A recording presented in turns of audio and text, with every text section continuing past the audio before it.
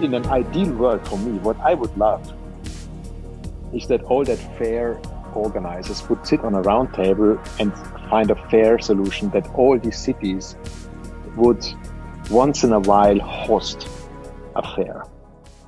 At the beginning of the pandemic, there were a lot of people just saying always the same things, that now it's the time for new concepts.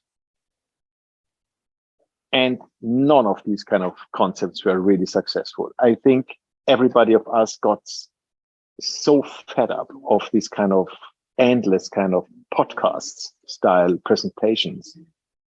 It was crazy, interesting in the first weeks, but then really up to here. We had it up to here. The platform and the stage is so huge. It's literally kind of endless. So you can pack totally unfiltered shit on it.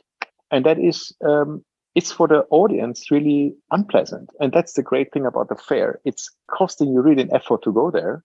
It's probably not the most sustainable thing, but it costs heaps of money. So you think twice if you show up or not.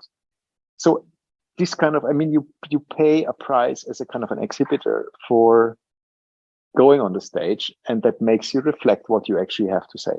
Of course, it's a bit idealistic. I wouldn't say every fair stand is worth to be exhibited. I mean, we know that. We all have this experience of messe blues, like getting really like, as each year we question, was this all necessary? But this is, well, I mean, it's like when you open a good magazine, it's not every page is good. I think for me, the fairs in the future, they can be much smaller in terms of unit size. And this could be something that could be an interesting concept also for the big fairs in the interior branch, or Orgatech or IMM. One can also think, do we really need these both fairs simultaneously? Can't we just like alter them every second year? Or can't we just fuse them? I mean, there is more synergy effects possible, because I think what the fair branch really is